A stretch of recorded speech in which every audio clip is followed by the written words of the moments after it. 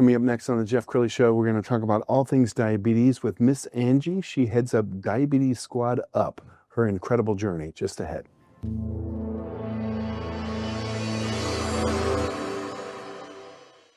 Many are predicting that the worst is yet to come, which is unfortunate, said one person here. Until now, they've enjoyed the reputation of being the nation's icebox. Watched a burglar in his home this morning by webcam. As a journalist of over 25 years, stories are what make my world turn. Reporting live from the Dallas newsroom tonight, Jeff Crilley, Fox 4 News. But in 2008, I took the jump from my familiar life and started a PR firm from my home. We're talking about anyone with a camcorder like the one I'm using becomes a television network. We started slowly growing the company, and we now have over 100 clients, and we've branched into the world of live digital broadcasting. I now own 8 different TV studios and have a huge team, and the stories that I now get to share are sometimes the most important of my life. Life has a funny way of coming around full circle. This is the Jeff Crilley Show. All right, diabetes is the silent killer. I would bet that millions and millions of Americans are walking around with diabetes and they don't even know it.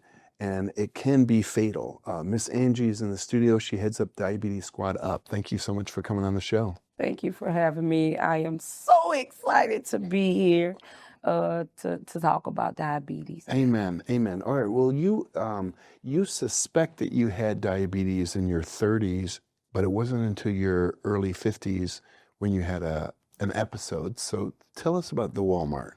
I walked in the middle of Walmart one day. It was just a normal day for me. I stopped, I talked to everybody, and I saw Sean, one of the managers. It was just an amazing morning. I didn't have any issues. I felt okay. And I can't tell you what happened. I can just tell you when I woke up, I was in the middle of an emergency room. And when they told me, are you Angela? And I was like, who is that? Like, I just had no recollection of who I was. I didn't know where I was. At one point they said that they thought I was having a stroke of some sort. But blood tells you everything about the body. So when they came back, they told me that my sugar was 680, 700, you in a diabetic coma. Most people, when they go into a coma, some of them don't survive. And then there are some that do. Low sugar kill you quicker than high sugar. So from the time I've been diagnosed being a diabetic, I run high numbers all the time. Wow. So. Okay, so for the average person, average healthy person, what should their numbers be? In the 100s, averaging anywhere from about 150 to about 90. Your A1C, which is the glucose, that too plays a part of where your number should be. And the normal range is anywhere from 5 to 7. For me, unfortunately, my A1C is 15 or higher. Sometimes it just doesn't read. So I came in being a diabetic with high numbers, and it's just been complicated. And you carry around an insulin kit? I take insulin pens wherever I go. I have long-lasting and short-lasting insulin. I used to cry because even if I was at work or I was hosting an event, I would always have to excuse myself to go to the restroom to take these insulin shots. I used to be afraid to tell people, but my doctor told me, Angela, that's the only way people are able to help you, that everybody should know that I'm a diabetic so people know how to assist me when I'm in a crisis. Sure. I have had a moment where my hands were shaking. I had to give my insulin pen to somebody for them to put the number where it's supposed to be. They were too afraid to stick me. But, I have no choice. I need you to help me. So, it's a lot. Sure. But, yeah, everywhere I go, I take insulin with me. Yeah. Mm. We're going to pull up your Instagram page. I want to compliment you. I love your branding. So Diabetes Squad Up. Yeah. How'd you come up with that?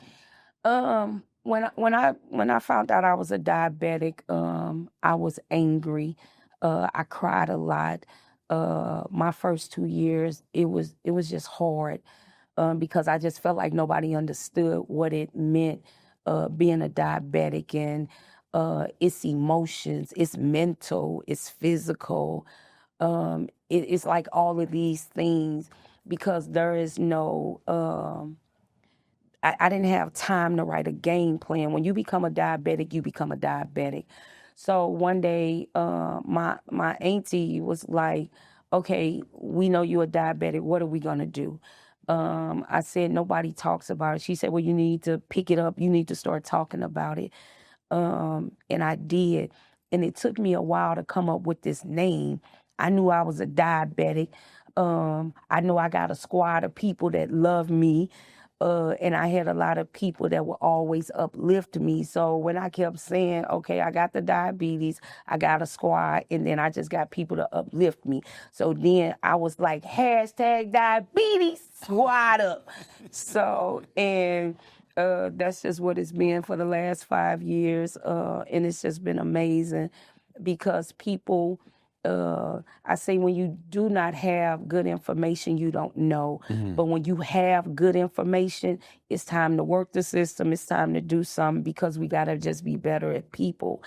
Diabetes is not a color thing. It's not an age thing. It's not a gender. It's just diabetes. Yes. And you just got to know that the fight is not yours. It just don't belong to you. God said we have not because we ask not. He said, knock and the door shall open and seek and you should find.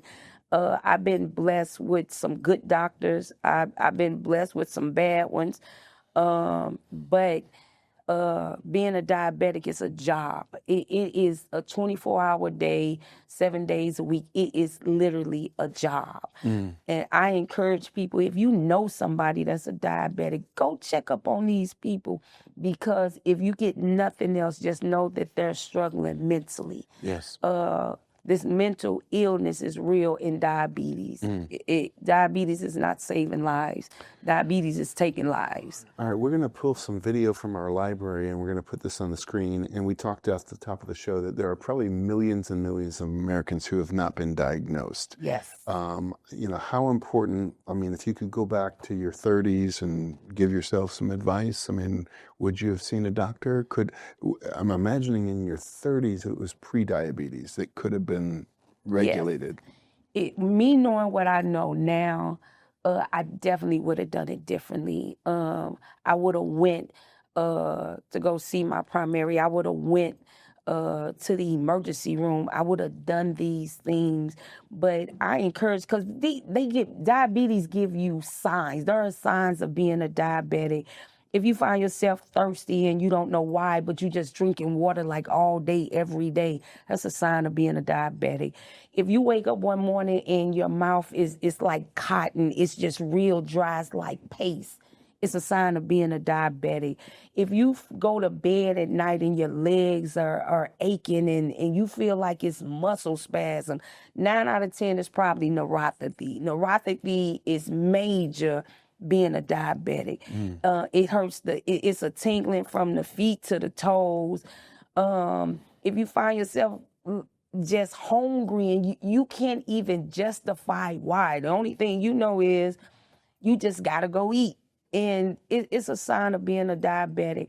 And if you ever see somebody with a black line on the back of their neck, they are diabetic.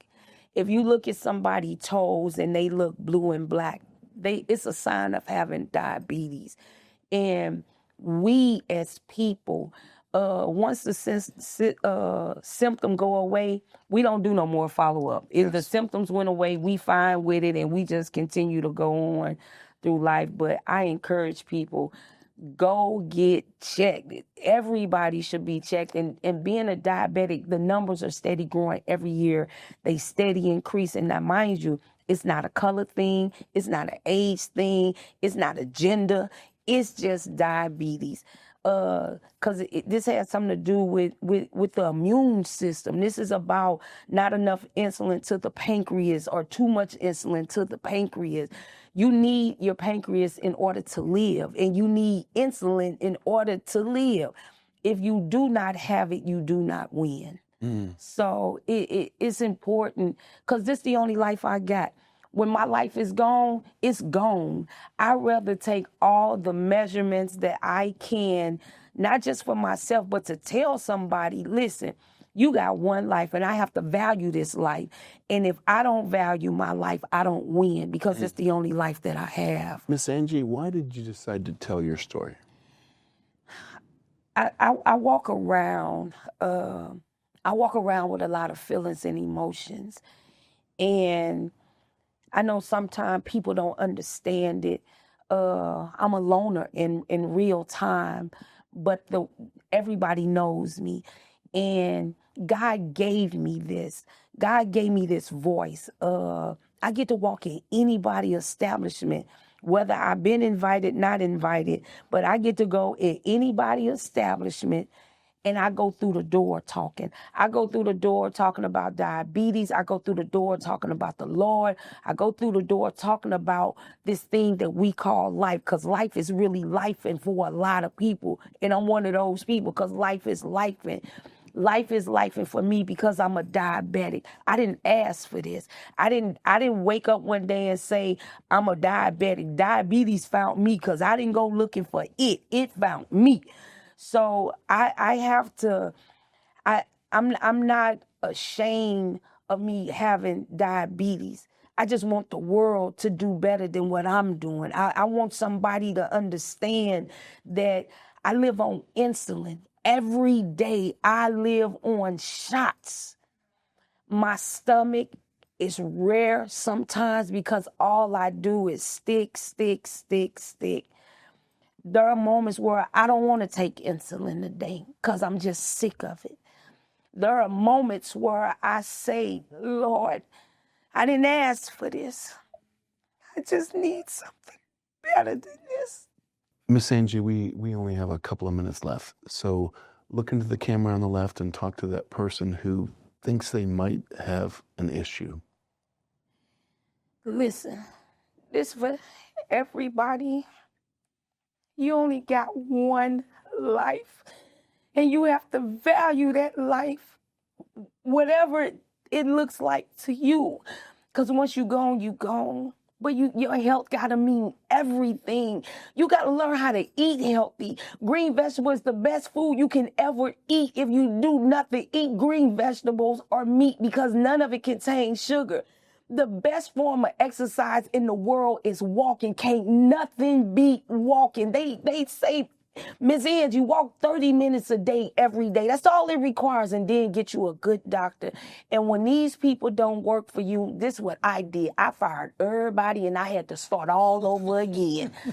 You got to see about yourself, and you got to love you more. Get you a support group because it means everything. So beautiful. Miss Angie, we're going to end with your Instagram page so people can get in touch with you. We'll put it on the screen. Miss Angie, the Diabetes Squad Up. Thank you so much for coming on the show. You are amazing. God bless you. Thank you. That's it for now. We'll see you next time.